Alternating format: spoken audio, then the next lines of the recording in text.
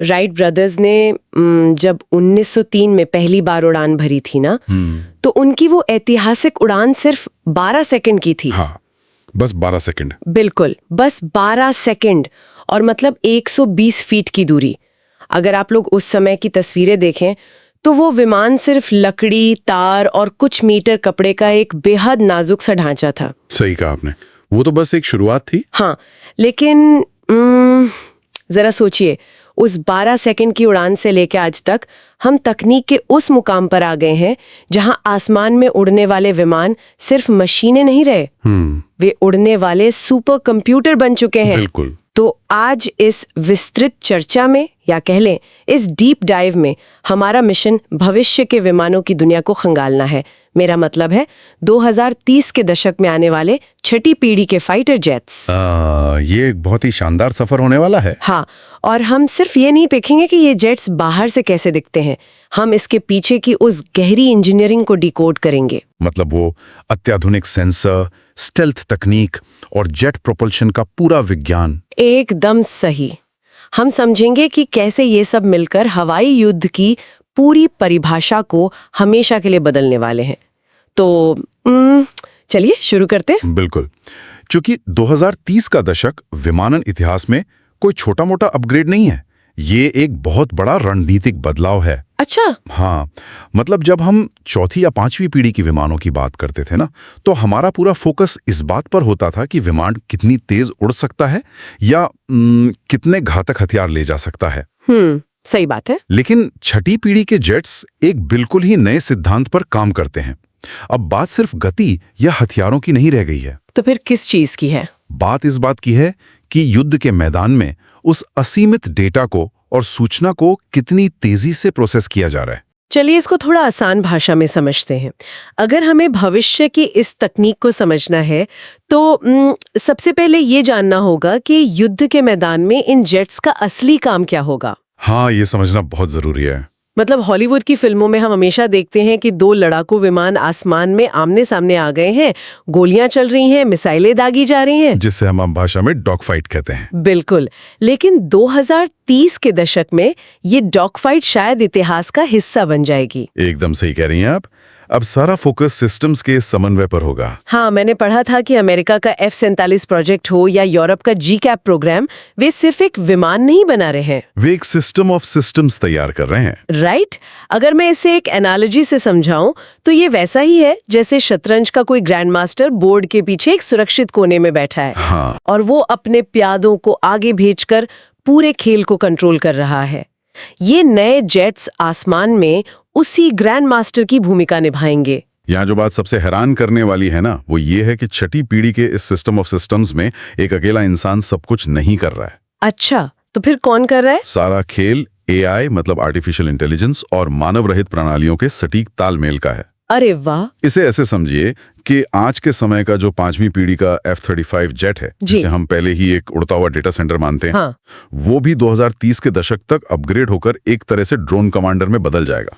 मतलब एक अकेला पायलट अब सिर्फ अपने विमान को नहीं उड़ा रहा होगा। नहीं, वो हवा में 4 से 8 लॉयल विंगमैन को कमांड दे रहा होगा। ये लॉयल विंगमैन मतलब ड्रोन? हाँ, ये असल में बेहद एडवांस ड्रोन होते हैं जो AI के जरिए पायलट के निर्देशों का पालन करते हैं। एक मिनट, मतलब पायलट खुद उस जगह नहीं जाएगा जहां दुश्मन का सबसे ज्यादा खतरा है, वो बस पीछे बैठकर निर्देश देगा। बिल्कुल, और यही तो इस पूरी रणनीति का मास्टर स्ट्रोक है। अच्छा। जब आप किसी बेहद विवादित और खतरनाक इलाके में घुसते हैं जहां दुश्मन के रडार और एंटी एयरक्राफ्ट मिसाइलें लगी हैं, वहां आप अपने सबसे महंगे फाइटर जेट और उस पायलट को सीधे खतरे में नहीं डालते। इसके बजाय पायलट अपने साथ उड़ रहे उन ड्रोन स्वॉर्म को आगे भेजता है। तो वो ड्रोन जाकर क्या करते हैं? कोई एक ड्रोन आगे जाकर दुश्मन के रडार को जैम करने का काम करता है, दूसरा ड्रोन हाई रेजोल्यूशन तस्वीरें खींचकर भेजता है, और तीसरा ड्रोन एक डिकॉय की तरह काम करता है ताकि दुश्मन अपनी मिसाइल उस पर बर्बाद कर दे। और ये सब कुछ एक ही समय में हो रहा होता है? बिल्कुल, यही तो AI का असली जादू है। ये सारे ड्रोन एक साथ हजारों डेटा पॉइंट्स कलेक्ट कर रहे हैं और उसे रियल टाइम में मुख्य जेट को भेज रहे हैं। अरे बाप रे, तो क्या पायलट को हर एक ड्रोन को जॉयस्टिक से उड़ाना पड़ता है? नहीं, जेट का सुपर कंप्यूटर उस सारे कचरे और शोर को हटाकर पायलट की स्क्रीन पर युद्ध क्षेत्र की एक बिल्कुल साफ तस्वीर पेश करता है। अच्छा, तो पायलट का काम क्या बचता है फिर? पायलट बस ये तय करता है कि किस टारगेट को हिट करना है और सिस्टम बाकी काम खुद कर लेता है। तो एक तरफ हमारे पास ये ग्रैंड मास्टर जेट्स हैं जो पीछे से पूरा गेम चला रहे हैं, लेकिन मेरे मन में एक सवाल उठता है। हाँ, पूछे। भले ही वो पीछे हैं, लेकिन दुश्मन की रेखाओं के पीछे छुपकर वे सुरक्षित कैसे रहेंगे? रेडार तकनीक भी तो एडवांस हो रही है ना। बहुत सही सवाल है, और यही कारण है कि स्टिल्थ यानी रडार से छिपने की क्षमता को अब एक बिल्कुल नए स्तर पर ले जाया जा रहा है, जिसे स्टील्थ प्लस प्लस कहा जा रहा है ना। बिल्कुल, क्योंकि अब तक स्टिल्थ का मतलब सिर्फ ये माना जाता था कि रडार की रेडियो तरंगों से कैसे बचा जाए। हाँ। लेकिन अब कहानी पूरी तरह बदल चुकी है। अब स्टील्थ का मतलब पूरे इलेक्ट्रोमैग्नेटिक स्पेक्ट्रम को कवर करना है। मतलब इसमें इंफ्रारेड यानी गर्मी और ध्वनि भी शामिल है। हाँ, इंफ्रारेड, अकॉस्टिक और यहाँ तक कि विजुअल स्पेक्ट्रम भी। इस नए स्तर की अदृश्यता को हासिल करने के लिए इन विमानों के डिजाइन में बहुत बड़े बदलाव किए गए हैं। वो कैसे बदला? अगर हम F-22 जैसे शुरुआती स्टील्थ जेट्स को देखें तो वे रडार से तो छिप जाते थे, लेकिन उनकी बनावट ऐसी थी कि उन्हें डॉग फाइट के लिए फुर्तीला होना पड़ता था। इस फुर्ती के लिए उन्होंने अपनी स्टील्थ क्षमता से थोड़ा बहुत समझौता किया था, लेकिन छठी पीढ़ी में यह समझौता खत्म कर दिया गया है। तो अब डिजाइन कैसा है? अब हम विंग बॉडी ब्लेंडिंग देख रहे हैं। इसका मतलब है कि विमान का ढांचा और उसके पंख अलग अलग नहीं लगते, ओहो, बल्कि वे एक दूसरे में पूरी तरह से मिल जाते हैं। यह डिजाइन बिल्कुल B-2 बॉम्बर जैसा होता है, बिना पूंछ वाला। एक मिनट, मुझे यहाँ एक बहुत ही बुनियादी बात समझनी है। जहां तक मैंने एरोडायनामिक्स पढ़ा है, किसी भी विमान की पूंछ या टेल कोई सजावट की चीज तो होती नहीं है। नहीं, बिल्कुल नहीं। वो विमान को हवा में स्थिर रखती है, जैसे एक डार्ट के पीछे लगे पंख उसे सीधा उड़ने में मदद करते हैं। तो अगर विमान से उसकी पूंछ ही हटा देंगे तो वो अपनी फुर्ती नहीं खो देगा। ये बहुत ही वाजिब उलझन है। हवा में तो उसे तुरंत आउट ऑफ कंट्रोल हो जाना चाहिए। पारंपरिक एरोडायनामिक्स में विमान की पूंछ उसे यौ में स्थिरता देती है, यानी हवा के झोंकों से उसकी नाक को अनियंत्रित रूप से घूमने से रोकती है। हाँ, वही तो मैं कह रही हूँ। बिना पूंछ के एक विमान स्वभाव से ही अस्थिर होता है, वो हर वक्त गिरना या स्पिन होना चाहता है। तो फिर ये छठी पीढ़ी का जेट उड़ कैसे रहा है? यहीं पर मॉडर्न इंजीनियरिंग और फ्लाई बाय वायर सिस्टम का चमत्कार सामने आता है। फ्लाई बाय वायर का मतलब है कि पायलट के हाथ में जो कंट्रोल स्टिक है वो तारों के जरिए सीधे विमान के पंखों से नहीं जुड़ी है। अच्छा, तो बीच में क्या है? बीच में एक बेहद ताकतवर कंप्यूटर है। जब बिना पूंछ वाला ये जेट हवा में उड़ता है तो इसके सेंसर्स हवा के दबाव को लगातार मॉनिटर करते हैं। विमान हर मिलीसेकंड में नियंत्रण खोना चाहता है, लेकिन वो कंप्यूटर हर एक सेकंड में हजारों बार विमान के पंखों पर छोटे छोटे एडजस्टमेंट करता है। कमाल है। मतलब वो विमान फिजिकली स्थिर नहीं है, बल्कि सॉफ्टवेयर उसे जबरदस्ती स्थिर बनाए हुए हैं। बिल्कुल सही पकड़े आप, सॉफ्टवेयर विमान को उड़ा रहा है। लेकिन पूंछ हटाने का इतना रिस्क लिया क्यों गया? क्योंकि पूंछ हटाने से विमान का रडार क्रॉस सेक्शन बहुत कम हो जाता है। रडार की तरंगे टकराकर वापस जाने के बजाय इस सपाट डिजाइन से फिसलकर बिखर जाती हैं। अरे वाह! और इसके साथ ही इन जेट्स पर एक खास तरह की मल्टी स्पेक्ट्रल स्टील स्किन और रैम कोटिंग्स चढ़ाई जा रही है। रैम मतलब? Radar absorbent material. हाँ। ये कोटिंग न केवल रेडार तरंगों को सोख लेती है, बल्कि विमान के ढांचे से निकलने वाली गर्मी और हवा से कटने की आवाज को भी दबा देती है। ये तो हो गई रेडार से छिपने की बात। लेकिन अब कहानी में एक और ट्विस्ट आता है। वो क्या? एक तरफ ये जेट भूत की तरह रेडार से छिप रहा है, लेकिन दूसरी तरफ इसे सुपरसोनिक गति यानी मैक 1 या उससे भी तेज स्पीड से उड़ना है। बिल्कुल उड़ना है। और जब कोई मशीन ध्वनि की गति से भी तेज हवा को चीरती है तो हवा खुद उसकी सबसे बड़ी दुश्मन बन जाती है। हवा के इस प्रतिरोध को हम ड्रैग कहते हैं। सही कहा। अगर मैं इसे रोजमर्रा की बात से समझाऊं तो ये बिल्कुल ऐसा है जैसे कोई ओलंपिक तैराक पानी में उतरने से पहले अपने शरीर के बालों को शेव कर लेता है और एक खास तरह का बेहद टाइट और चिकना स्विमसूट पहनता है। ऐसा इसलिए क्योंकि जब वो पानी में आगे बढ़ता है तो पानी का घर्षण उसे पीछे खींचने की कोशिश करता है। हाँ, हवा भी एक फ्लूइड है और तेज गति पर ये बिल्कुल पानी की तरह ही व्यवहार करती है। ये ओलंपिक तैराक वाली उपमा ड्रैग को समझने के लिए एकदम सटीक है। तो विमान इस ड्रैग से कैसे बचता है? जब हम एरोडायनामिक्स का अध्ययन करते हैं तो ड्रैग मुख्य रूप से दो तरह का होता है, पैरासाइट ड्रैग और इंड्यूस्ड ड्रैग। पैरासाइट ड्रैग क्या होता है? यह विमान के आकार और उसकी सतह के खुरदरेपन की वजह से पैदा होता है। जब एक विमान सुपरसोनिक गति की ओर बढ़ता है तो स्किन फ्रिक्शन को शून्य के करीब लाना जरूरी हो जाता है। और ये किया कैसे जाता है? एयरफ्रेम के स्ट्रक्चर को देखिए। विमान की पूरी बाहरी सतह पर कहीं भी एक छोटा सा भी पेंच या नट बाहर नहीं निकला होता। इसमें फ्लश माउंट रिवेट्स का इस्तेमाल होता है। मतलब नट बोल्ट विमान की स्किन के बिल्कुल बराबर होते हैं? एकदम। सतह कांच जैसी सपाट होती है। विज्ञान के अनुसार सतह और उसके ऊपर बह रही हवा के बीच एक पतली सी परत होती है जिसे बाउंड्री लेयर कहते हैं। अगर सतह थोड़ी सी भी खुरदरी होगी तो ये लेयर टूट जाएगी, हवा में टर्बुलेंस पैदा होगा और विमान की गति धीमी पड़ जाएगी। लेकिन जब गति मैक 1.2 से मैक 5 के बीच हो जाती है, मतलब सुपरसोनिक, तब क्या होता है? क्योंकि तब हवा को फिसलने का मौका ही नहीं मिलता। बिल्कुल। जब विमान ध्वनि की गति के करीब पहुंचता है तो विमान के आगे मौजूद हवा के कणों को हटने का समय ही नहीं मिल पाता। हाँ, वे आपस में टकराने लगते हैं और सिकुड़ जाते हैं। इस अचानक बढ़े हुए भारी दबाव से एक शॉक वेव पैदा होती है, जो एक अदृश्य दीवार की तरह होती है ना? हाँ, और इस दबाव से जो ड्रैग पैदा होता है उसे वेव ड्रैग कहते हैं। तो इस अदृश्य दीवार को पार कैसे किया जाता है? इसका जवाब विमान के पंखों के डिजाइन में छिपा है, स्वेप्ट बैक विंग्स। अच्छा। अगर आप आधुनिक जेट्स को ऊपर से देखें तो उनके पंख सीधे ना होकर पीछे की ओर मुड़े हुए या वी शेप के होते हैं। हाँ, मैंने देखा है। ये एरोडायनामिक्स की बहुत ही चालाक चाल है। पंखों को पीछे की ओर मोड़ने से हम हवा को ये धोखा देते हैं कि विमान असल में धीमी गति से उड़ रहा है। अरे वाह! हवा विमान से तिरछे एंगल से टकराती है जिससे शॉक वेव्स बनने में देरी होती है। और इतने भयानक तापमान को सहने के लिए कुछ खास मटेरियल भी लगता होगा? बिल्कुल। कंप्रेसिबिलिटी के इस दबाव को सहने के लिए एल्युमिनियम के बजाय कार्बन फाइबर और टाइटेनियम जैसे कंपोजिट मटेरियल का इस्तेमाल किया जाता है, जो हल्के भी होते हैं और गर्मी से पिघलते भी नहीं। सही कहा। यहाँ बात बहुत दिलचस्प हो जाती है। ड्रैग को कम करना एक बात है, विमान का आकार तीर जैसा बना देना दूसरी बात। लेकिन इतनी भारी भरकम मशीन को ध्वनि की गति से 2 गुनी रफ्तार तक धकेलने के लिए आपको असीम ऊर्जा चाहिए। ये ताकत आती है जेट इंजन से। बिल्कुल। कंप्रेसर उसे सिकोड़ता है, फिर ये हवा कंबस्टर में जाती है जहां इसमें फ्यूल मिलाकर आग लगा दी जाती है। और ये आग कोई ऐसी वैसी आग नहीं है। हाँ, मैंने पढ़ा है। इसका तापमान 2700 डिग्री फ़ारेनहाइट तक पहुंच सकता है। इसके लिए सिरामिक कंपोजिट्स का इस्तेमाल होता है। आपने इंजन की कार्यप्रणाली को बिल्कुल सटीक तरीके से समझाया है। लेकिन रुकिए एक सेकंड, मुझे यहाँ एक बहुत बड़ा विरोधाभास नजर आ रहा है। अच्छा, क्या? अभी थोड़ी देर पहले हमने इंफ्रारेड स्टेल्थ की बात की थी, है ना, कि विमान को अपनी गर्मी छिपानी है। हाँ, बिल्कुल की थी। और अब हम कह रहे हैं कि इंजन के अंदर 2700 डिग्री की आग जल रही है। इतनी भयंकर गर्मी तो आसमान की ठंडक में किसी दुश्मन के सेंसर को दूर से ही दिख जाएगी। तो फिर ये स्टेल्थ तो पूरी तरह बेकार हो गया ना? ये एक बहुत ही शानदार सवाल है।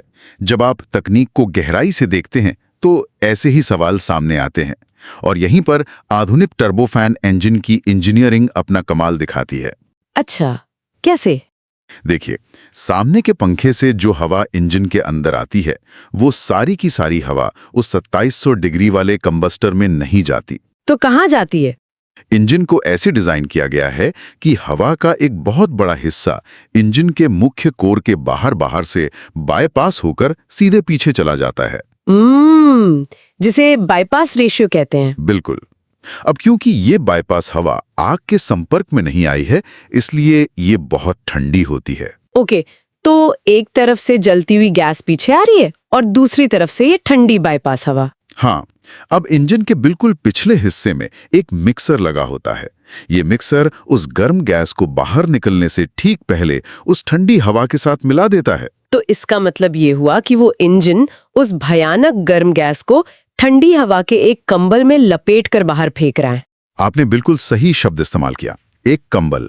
गर्म गैस के ऊपर ठंडी हवा की एक परत चढ़ जाती है। अरे वाह! इससे निकास का तापमान इतनी तेजी से गिरता है कि विमान के बाहर गर्मी का IR सिग्नेचर लगभग 0 हो जाता है। मतलब दुश्मन का हीट सेंसर उसे पकड़ ही नहीं पाता। बिल्कुल नहीं। और ये ठंडी हवा इंजन के उस बहरे कर देने वाले शोर को भी काफी हद तक सोख लेती है। क्या बात है। तो इस सब का क्या मतलब है? हमने AI की बात की, मल्टीस्पेक्ट्रल स्टेल्थ देखा, शॉक वेव्स को समझा और इस टर्बोफैन इंजन को भी देखा। लेकिन इन सारी भविष्य की तकनीकों को एक ही मशीन में पिरोना किसी भी एक देश के लिए आर्थिक रूप से एक दुष्स्वप्न बन चुका है। बिल्कुल, लागत बहुत ज्यादा है। हाँ, जैसे 5वीं पीढ़ी का जो F-35 प्रोजेक्ट है, उसकी कुल लागत लगभग $2 ट्रिलियन आंकी गई है। $2 ट्रिलियन? तो ये सच में चौंकाने वाला आंकड़ा है। द्वितीय विश्व युद्ध के मैनहट्टन प्रोजेक्ट से भी कहीं ज्यादा। और फाइटर जेट्स के इतने महंगे होने के पीछे कई गहरे कारण हैं। सबसे बड़ी बात है स्केल, यानी पैमाना। मतलब दुनिया भर में कारें लाखों में बनती हैं, इसीलिए सस्ती होती हैं। लेकिन F-22 जैसे जेट्स सिर्फ 187 ही बनाए गए हैं। इतनी कम मात्रा में प्रति यूनिट लागत आसमान छूने लगती है।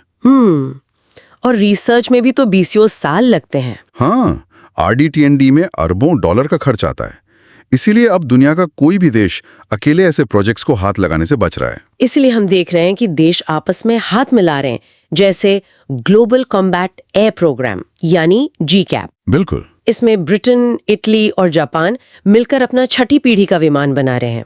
और मैंने सुना है कनाडा भी इसमें शामिल होने की सोच रहा है। अगर हम इसे बड़े परिप्रेक्ष्य से देखें तो इस बहुराष्ट्रीय गठजोड़ का मुख्य उद्देश्य सिर्फ पैसे बचाना नहीं है। तो और क्या है? इसका असली मकसद है संप्रभु औद्योगिक नियंत्रण हासिल करना। ये संप्रभु औद्योगिक नियंत्रण क्या है?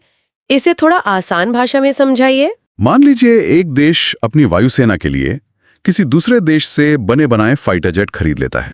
ठीक है। अब कल को कोई युद्ध छिड़ जाता है और वो बेचने वाला देश आपके किसी फैसले से असहमत हो जाता है, वो तुरंत स्पेयर पार्ट्स और सॉफ्टवेयर अपडेट्स रोक देगा। अरे बाप रे, तब तो अरबों डॉलर के जेट जमीन पर पड़े कबाड़ बन जाएंगे। बिल्कुल।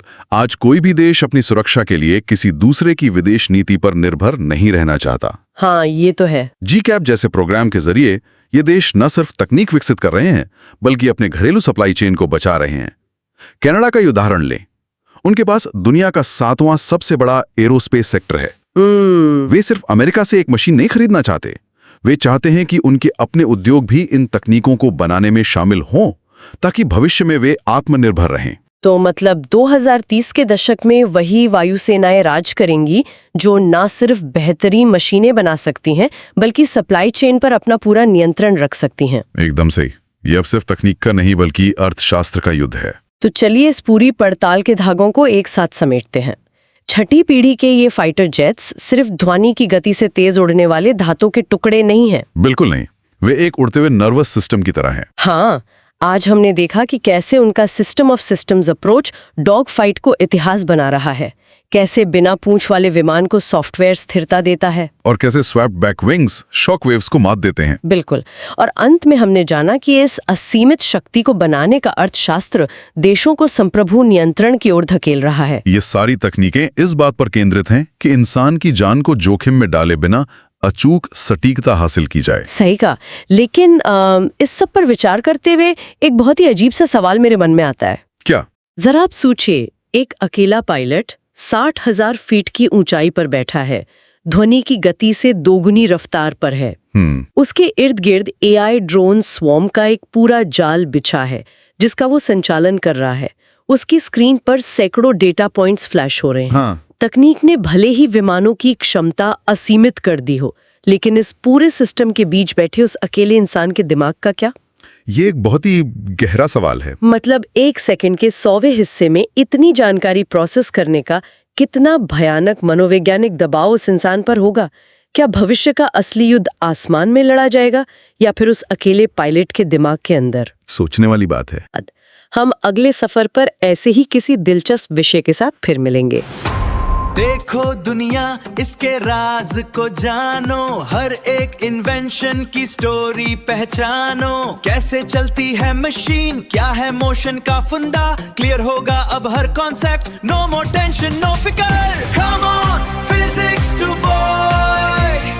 नॉलेज की दुनिया में a new discovery, physics to boy.